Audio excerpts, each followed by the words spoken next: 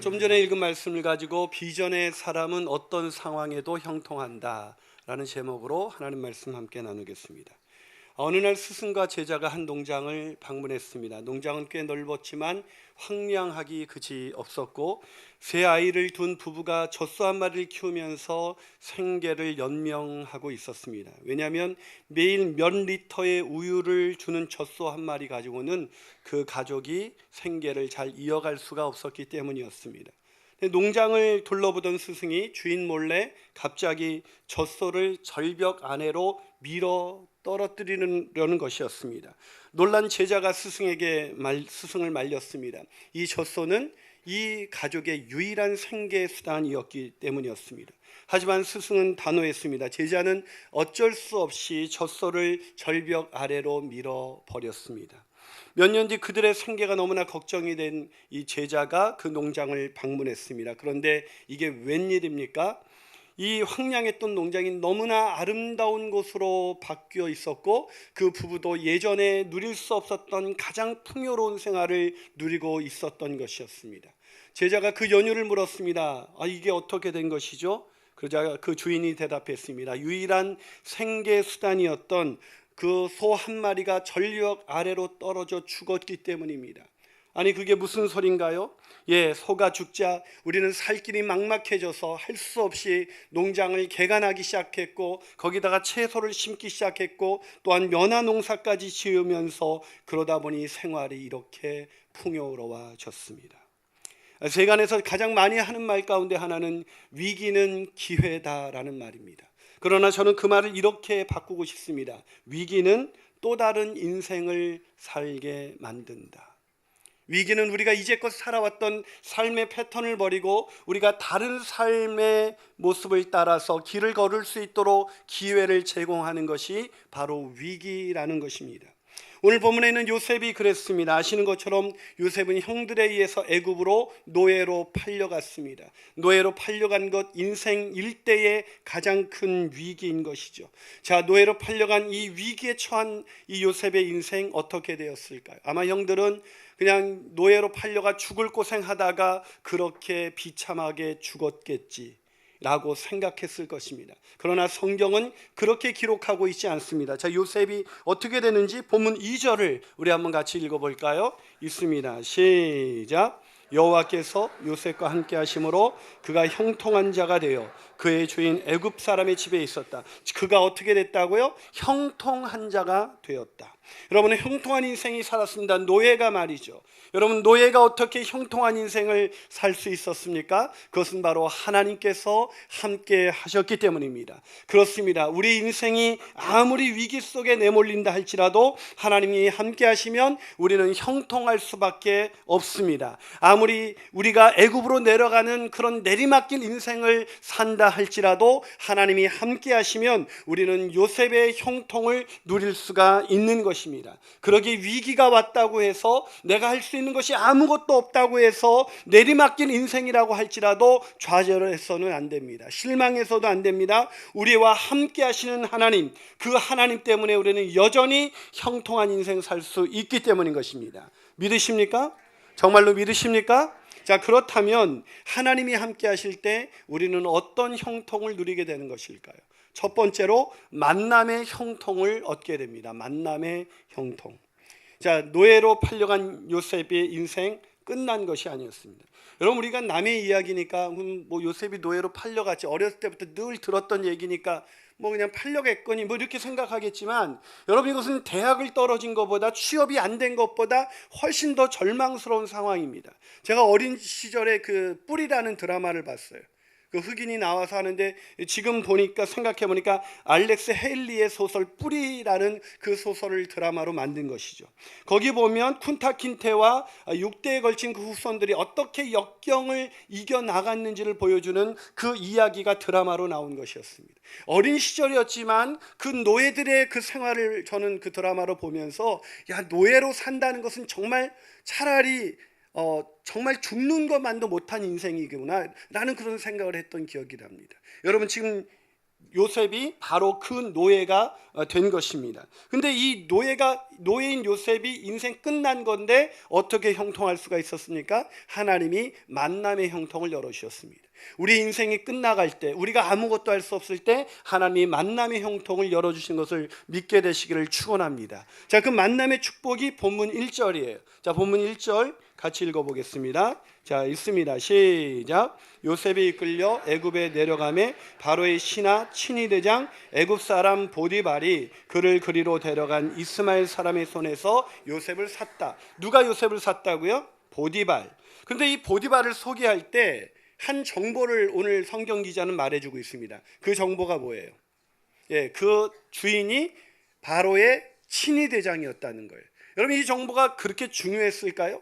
노예로 우리가 팔려갔다면 노예에게는 어떤 그 주인의 직업 별로 중요하지 않습니다. 그 주인이 착하고 선해서 노예를 학대하지 않았다, 이런 얘기가 나오면 이 노예에게로 팔려간 요셉에게는 굉장히 중요한 정보겠지만 그 사람이 뭘 하고 있는지는 별로 중요한 정보가 아니에요. 그런데 왜 성경은 이것을 기록하고 있을까요? 자, 우리는 알죠. 요셉의 전체 이야기를 알고 있습니다. 자, 생각해 보세요. 이 요셉을 산 사람 보디발이 바로의 친위대장이 아니었다면 요셉이 이렇게 억울하게 누명을 쓰고 감옥에 갔을 때 이 보디발, 즉 이 바로의 친위대장이 그 가두는 정치범 수용소에 가둠을 당하지 않았을 것입니다. 그렇죠? 자, 그러면 거기서 술 맡은 관원도 만나지 못했을 것입니다. 그렇다면 바로의 꿈을 해석할 수 있는 기회도 얻지 못했을 것입니다. 그러면 바로에게 신임을 얻어서 애굽의 총리가 될 수도 없었을 것입니다. 무슨 말입니까? 바로 이 만남은 하나님께서 허락하신 형통의 역사였다는 것입니다. 하나님이 예비하신 축복된 만남이었다는 것입니다. 이 만남 때문에 요셉의 인생이 달라진 거예요. 저는 저와 여러분 가운데 만남의 축복이 있기를 주님의 이름으로 축원합니다. 이 만남이 중요하지 않습니까? 저도 우리 두 딸을 위해서 늘 기도할 때마다 배우자를 위한 기도를 지금부터 합니다. 좋은 배우자를 만나게 하여 주옵소서. 믿음의 배우자를 만나게 하여 주옵소서. 계속 기도하고 있습니다.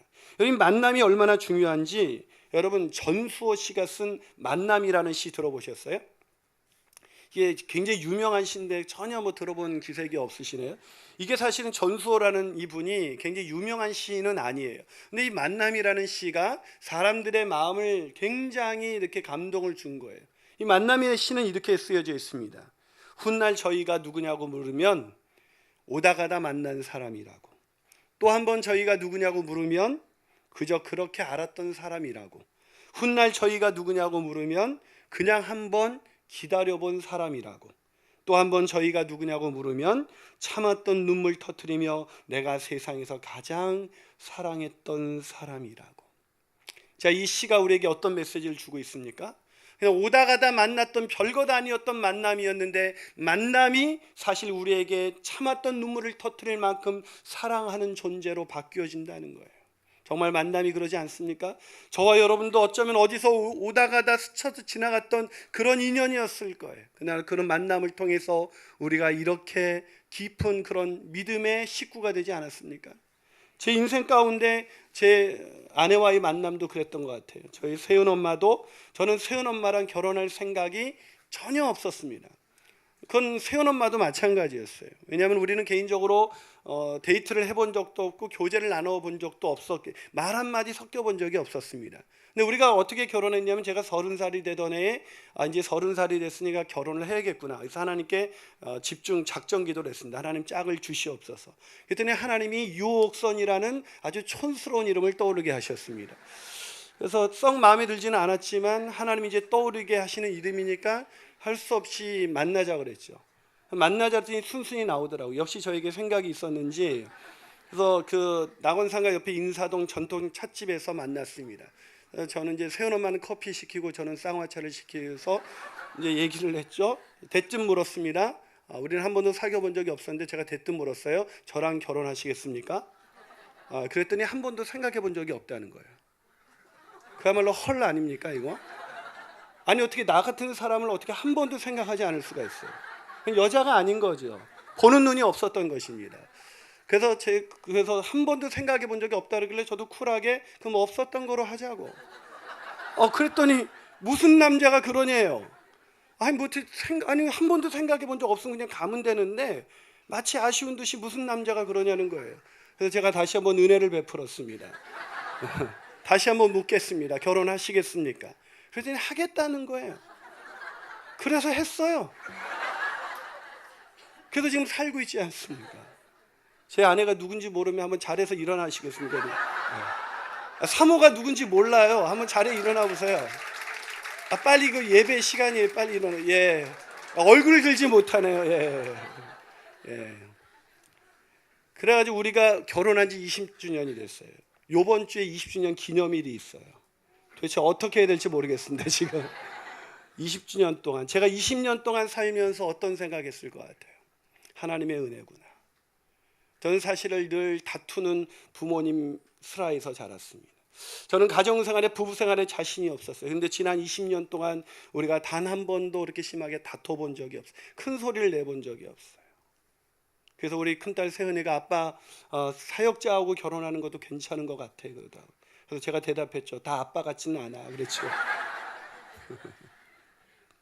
아이들이 보기에도 우리가 지난 20년간 사랑하는 세은 엄마의 만남은 어쩌면 그것은 하나님의 은혜였다는 거죠.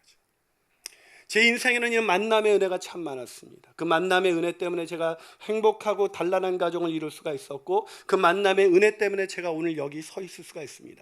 제 인생의 수많은 고비와 역경과 좌절의 순간마다 하나님께서는 마치 요셉에게 보디발을 허락해 주신 것처럼 제 인생에 수많은 보디발들이 있었습니다. 그 보디발들이 저에게 찾아오셔서 저를 일으켜 주셨고 저희를 격려해 주셨습니다. 아니 지난 개척 5년간을 생각해 봐도 그래요. 저와 여러분은 전혀 상관이 없는 사람들이었습니다. 그런데 하나님이 만나게 하셨고 그 만남을 통해서 이렇게 아름다운 교회를 이루게 하여 주셨습니다. 이 어찌 하나님의 은혜가 아니라고 할 수가 있겠습니까? 사랑하는 여러분, 우리의 인생의 모든 것이 끝난 것 같은 그 순간에, 우리가 아무것도 할 수 없는 그 순간에 하나님이 만남의 형통함을 주실 줄로 믿습니다. 그 형통함을 누리게 되시기를 주님의 이름으로 축원합니다. 한 발 더 나가서 하나님께서 함께 하실 때 하나님 우리에게 어떤 형통함을 허락해 주시는 것일까요? 그 두 번째 형통은 일의 형통을 얻게 하십니다. 일의 형통. 여러분, 요셉이 보디발을 만났습니다. 얼마나 놀라운 섭리예요. 게다가 여러분, 애굽에서 이게 얼마나 놀라운 섭리냐면 애굽에서 요셉을 살 수 있는 수많은 사람들이 있었습니다. 여러분, 우리가 부부가 됐다는 게 얼마나 놀라운 인연입니까? 그 60억의 인구 가운데 만난 거예요. 왜 하필이면 만났을까 하는 그런 표정이시네요. 얼마나 감동입니까? 정말 축복이죠. 옆에 그 만난 아내, 배우, 남편 은혜인 줄 믿으시길 축복합니다. 아멘 안 하시는 인간이 있어요? 네. 옆 사람에게 인사합니다. 당신을 만난 게 은혜입니다. 시작. 당신을 만난 게 은혜입니다. 아멘이십니까? 오늘 집에 가서도 아내에게, 남편에게 그렇게 말씀하시길 축복합니다. 애들에게도 그렇게 말하길 축복합니다. 이 왼수야 그러지 마시고요. 여러분, 그런데 더 놀라운 섭리는 그 다음 구절입니다. 본문 2절을 한번 같이 읽어볼까요? 본문 2절입니다. 있습니다. 시작. 여호와께서 요셉과 함께 하심으로 그가 형통한 자가 되어 그의 주인 애굽 사람의 집에 있었다. 자, 요셉이 하나님이 함께 하셔서 형통했는데 어떤 형통을 누리게 됐어요? 그 주인 애굽 사람의 집에 있게 됐다는 거예요. 여러분, 이게 무슨 형통이에요, 목사님? 요셉 보디발을 샀으니까 보디발의 집에 있는 것 당연한 것 아닐까요? 아닙니다. 이것은 단순히 그 보디발의 소속이 됐다라는 뜻이 아닙니다. 이 구절은 어떤 의미냐면 보디발을 가장 가까운 곳에서 섬기게 되었다라는 뜻입니다. 여러분, 이게 특권이잖아요. 여러분, 군인으로 입대해도요, 보직에 따라 군 생활이 달라집니다. 누구를 섬기느냐에 틀려지죠. 저는 연대장님 운전병으로 뽑혀갔어요. 여러분, 그건 굉장히 중요한 보직이에요. 남자들은 다 알겠지만 너무나 신나는데 연대장 보고를 하러 딱 들어갔더니 그때 연대장님이 대령이었는데 중이었던 그 목사님이 오시더니 연대장님이 집사님이었거든요. 집사님, 저를 가리키면서 쟤 나 줘요 그러더라고요. 저는 제가 이렇게 누구에 의해서 줄 수 있는 존재인지 처음 알았어요. 굉장히 비참해더라고요. 가져요 그러더라고요. 그래서 제가 그 목사님 운전병이 됐어요. 근데 그게 얼마나 큰 축복이었는지, 그다음부터 제가 군생활 내내 했던 것이 뭐냐면 집사님들 이렇게 모셔다가 새벽 예배 가서 새벽 예배 인도하고, 군인들 찾아가서 응원하고 커피 타주고 기도해주고 찬양 인도하고, 이게 군에서 완전히 전도사님 실습을 그냥 다 한 거예요. 전 그때도 평신도였거든요. 제가 얼마나 큰 축복을 누렸는지 모릅니다. 여러분, 오늘 보디발의 집에 가까이 있게 됐다. 그 집에서 있게 되었다는 것은 보디발을 가까이서 섬길 수 있게 되었다는 것입니다.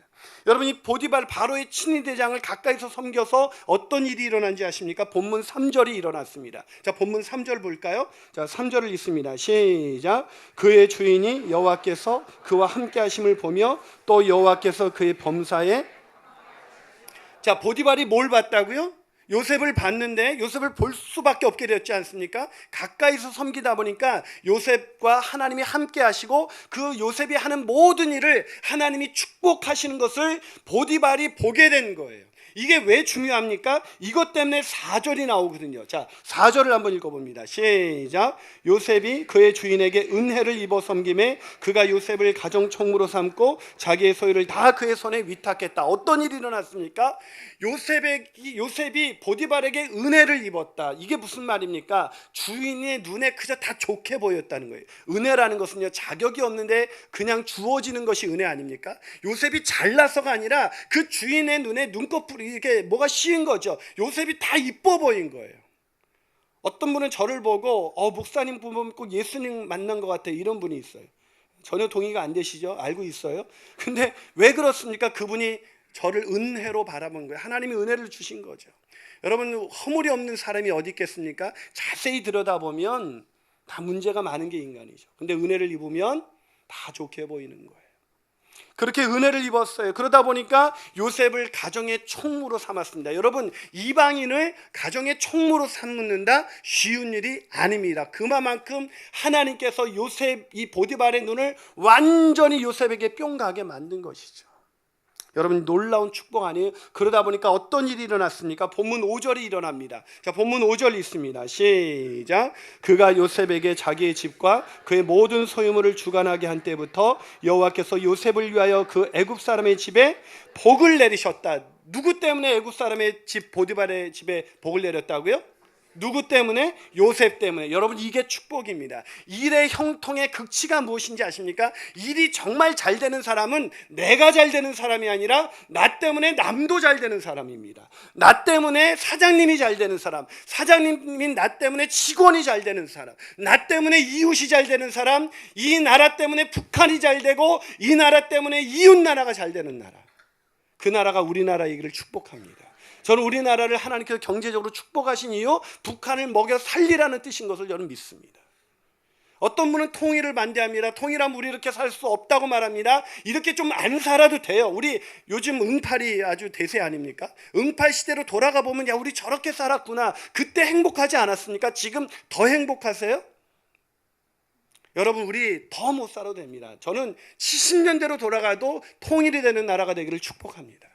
그게 우리의 축복이에요. 하나님이 우리를 축복하시는, 그리스도인을 축복하신 이유는 우리가 잘 되라고 하는 것이 아니라 우리 때문에 남도 잘 되는 것입니다. 제가 어렸을 때 제일 많이 들었던 얘기가 이겁니다. 이나나 공부해서 남 주냐? 생각해보니 그 말이 틀린 말이었어요. 공부해서 남 줘야 됩니다. 우리 청소년들이 공부해서 남 주는 인생 되시기를 주님의 이름으로 축원합니다. 우리 청소년들 때문에 남이 더 잘 되고 이 나라가 잘 되기를 축복합니다. 그런 나라가 되어야 합니다. 그런 사람이 되어야 합니다. 그게 형통한 사람입니다. 자기만 잘 먹고 자기가 잘 사는 사람, 형통한 사람 아닙니다. 일의 형통을 누리게 되시기를 주님의 이름으로 축원합니다.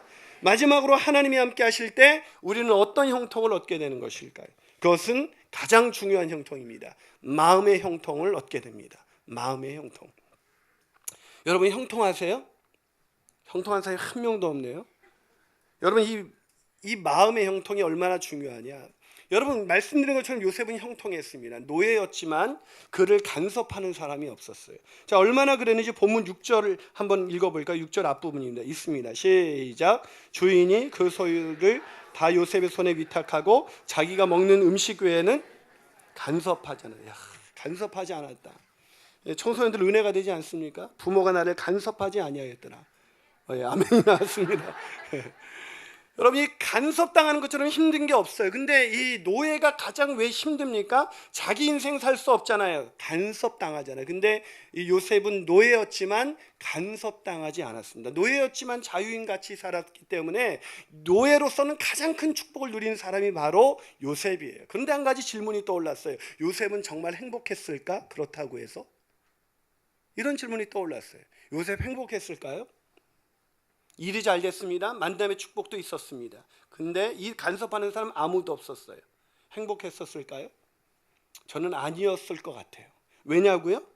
여러분, 이 요셉의 마음 가운데 일이 잘 되고 이제 간섭하는 사람이 없습니다. 일 다 끝내고 그날 저녁이 됐습니다. 밤에 잠자리 들 때마다 요셉의 마음에 무슨 생각 들었을까요? 형들은 왜 나를 이곳에 팔았을까?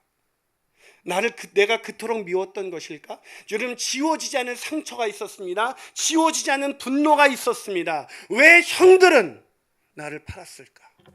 채색옷이 벗겨졌습니다. 노예로 형통하면 뭐합니까? 아버지를 만날 수가 없습니다. 그리운 아버지를 만날 수가 없습니다. 자기를 사랑했던 아버지, 그리고 자기 형제들에 의해서 그것이 벌어진 일이었습니다. 마음속에 원통함이 올라왔을 것이고 분노가 일어났을 거예요. 여러분, 우리 인생 속에서 날 힘들게 했었던 그 사람 아직도 기억하고 있지 않아요? 그 사람이 배우자라고요? 그 만남 때문에 내가 그때 그 사람 안 만났더라면, 내가 그때 그 일만 일어나지 않았더라면 내 인생을 되돌리고 싶은 그 순간이 아니었겠습니까? 보디발이 찾아와서 요셉, 당신은 정말 형통한 사람이야 라고 말했을 때 요셉의 마음에는 어떤 생각이 들었을까요? 내가 형통했다고요? 정말 하나님이 날 형통케 하셨다면 그때 형들이 날 팔려고 할 때 나를 막아주셨어야죠.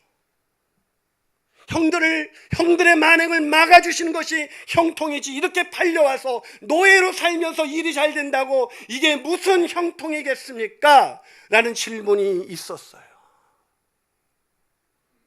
밤마다 참을 수 없는 슬픔과 분노가 올라왔을 것입니다. 그런데 오늘 본문을 그런 마음으로 요셉은 힘들지 않았을까? 계속 찾아봤는데 요셉이 힘들었다는 게 잘 보이지가 않아요. 일은 형통하고 있었지만 마음은 형통하지 않았을 것이라고 제가 생각하고 있었는데 이 요셉이 진짜 형통한 사람이었구나, 내가 인정하게 됐습니다. 왜냐고요? 여러분, 오늘 요셉이 마음이 그렇게 불편했다면, 마음이 망가져 있었다면, 일은 잘 되고 있는데 사실은 마음이 망가진 상태였었다면 요셉이 이 다음 구절에 나오는 이 보디발의 아내의 유혹을 견뎌낼 수 있었을까? 이런 질문을 던져봤어요. 다음 주 주제가 유혹에 관한 설교입니다. 유혹. 기대하십시오. 유혹. 여러분, 유혹 잘 견디세요? 겉은 멀쩡하지만 유혹에 의해서 사정없이 무너지는 인생, 그런 인생 살고 있지 않아요? 그런데 어떻게 요셉은 그렇게 그 보디발의 아내의 유혹, 완벽한 유혹 아닙니까? 형제도 없습니다. 누구에게 사랑해주는 사람도 없습니다. 그저 일만 했습니다. 일은 잘 되는데 마음은 계속해서 공허한 거예요. 너무나 외로운 거예요. 너무나 쓸쓸합니다. 분노가 치밀어 오는데 누군가가 자기를 쓰다마주면 좋겠는데 어느 날 한 여인이 나타나서, 그것도 힘을 가진 여인이 나타나서, 자기의 죄를 완벽하게 가려줄 여인이 나타나서 나랑 잘래라고 했는데 요셉이 그것을 거절했습니다. 어떻게 이렇게 마음이 건강할 수 있었을까?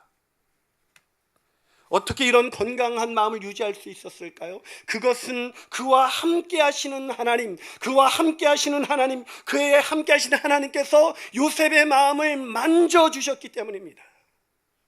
요셉은 늘 기도했을 거예요. 팔려갔을 때 처음부터 할렐루야 하지는 않았을 거예요. 우리가 지난주 배웠잖아요. 혼이 그를 꿰뚫었다. 정신이 나갔습니다. 하나님께 날마다 부르짖었을 거예요. 일을 다 끝내고 보디발에게 칭찬 듣고 온 그날 저녁에 마음에서 말할 수 없는 슬픔과 분노가 올라오기 시작할 때마다 하나님께 부르짖었을 거예요. 하나님, 내가 왜 이런 일을 당해야만 합니까? 내가 왜 이런 고통을 당해야만 합니까? 라고 울부짖으면서 기도할 때마다 함께 하시는 하나님께서 요셉의 마음을 만져주신 거예요.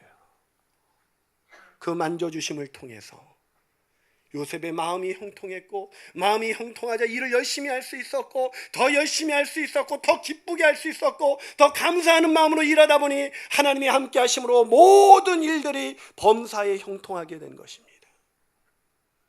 사랑하는 여러분, 이런 마음의 형통이 있으세요? 마음에 말할 수 없는 기쁨과 평안이 넘쳐나세요?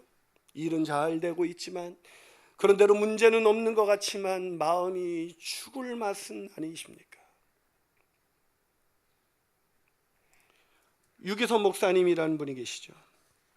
제가 아주 존경하는 목사님인데, 이 목사님의 장인어른은 그 유명한 종교교회의 담임 목사님이셨습니다.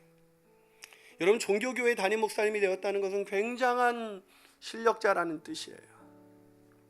그런데 유 목사님은 그 장인을 생전에 단 한 번도 본 적이 없었다고 해요. 장인이 40대 젊은 나이에 간암으로 이 세상을 떠났기 때문이었습니다.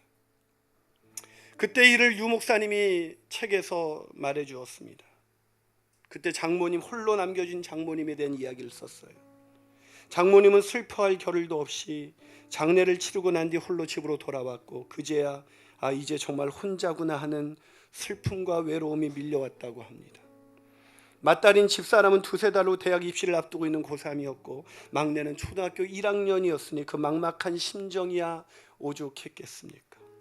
사남매를 고스란히 남겨둔 채 남편은 세상을 떠나갔고, 사택도 곧 비워줘야 하니 집도 없고 마땅히 먹고 살 방법도 없는 처지가 되어버렸습니다.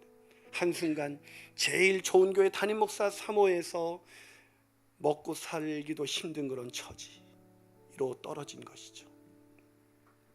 앞으로 어떻게 해야 될지 모르는 그 두려움과 염려가 걷잡을 수 없이 몰려왔을 때, 하필이면 교회 재정 담당 장로님이 찾아오셔서 사례비와 퇴직금, 그리고 장례 때 들어왔던 조의금을 모두 담았습니다. 교회에서 드리는 마지막 생활비입니다, 사모님 하고 봉투 하나를 놓고 가시더랍니다. 장로님이 떠나가신 그 밤에 장모님께서는 펑펑 울며 밤을 지새우기 시작했습니다. 하나님, 어떻게 해요? 우리 어떻게 살아요? 우리 아이들은 어떻게 공부시키고 어떻게 먹일 수가 있어요? 그렇게 밤새도록 울며 하나님 앞에 원망과 분노와 두려움과 좌절 속에서 하나님께 기도하고 있는데, 갑자기 새벽 동이틀 무렵에 갑자기 이런 생각이 들더래. 갑자기 하나님이 내 남편을 불러가실 때는 다 뜻이 있을 텐데, 하나님께서 나와 내 아이들을 능히 먹이시고 입히시고 공부시키실 텐데 내가 왜 이렇게 쓸데없는 염려를 하지? 이런 믿음의 역사가 마음속에서 일어나면서 슬픔과 두려움 속에 드려졌던 기도가 감사의 기도로 바뀌어지기 시작했습니다. 하나님 감사합니다. 하나님 다 책임져 주신다니 감사합니다. 먹을 것도 공부시킬 것도 다 마련해 주실 테니 너무나 감사합니다. 저는 걱정하지 않겠습니다. 그렇게 기도하다가 어느새 새벽 기도의 종소리가 들려옵니다. 새벽 기도에 가기 위해서 어두웠던 방 안에 불을 켰더니 어저께 장로님이 마지막 그 퇴직금과 사례비, 조의금이 다 들어있던 그 흰 봉투 하나가 눈에 보였습니다. 그때 장모님은 하나님께서 다 책임져 주실 것을 믿고 진정으로 감사하는 마음의 기도 제목을 담아 그 봉투를 열어보지도 않고 감사 헌금으로 드렸다고 합니다. 사랑하는 여러분, 이게 형통이 아니겠습니까? 오늘 먹고 살 것이 넉넉한데도, 오늘 굶지 않는데도 마음의 걱정과 염려와 근심으로 가득한 우리, 누군가를 원망하면서 그 사람 때문에 내가 오늘 이렇게 힘든 인생을 살고 있다고 좌절하고 원망하고 있는 우리, 형통한 인생 맞아요? 진정한 형통은 마음의 형통입니다. 이해할 수 없는 이 고난과 이해할 수 없는 이 역경과 이해할 수 없는 이 환난과 시련이 나를 향한 하나님의 아름다운 뜻인 것을 믿을 수 있는 그 마음의 형통, 그것이 믿어지는 마음, 그것이 믿어져서 두려움과 슬픔과 원망의 기도가 감사의 기도로 바뀌어지는 그 마음, 그 마음의 형통이 있을 때 성경은 그 사람을 가리켜서 형통한 자라고 부릅니다. 사랑하는 여러분, 형통하십니까? 기도하시겠습니다.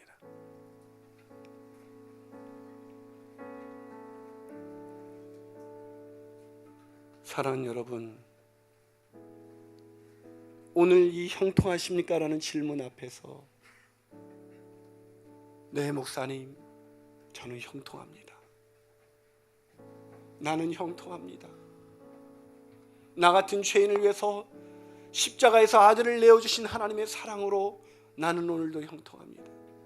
그 사랑을 내가 오늘도 신뢰하기에 오늘 내가 당한 고난과 역경 속에서도 나는 형통합니다 라고 말할 수 있을 수 있다면 얼마나 좋을까요?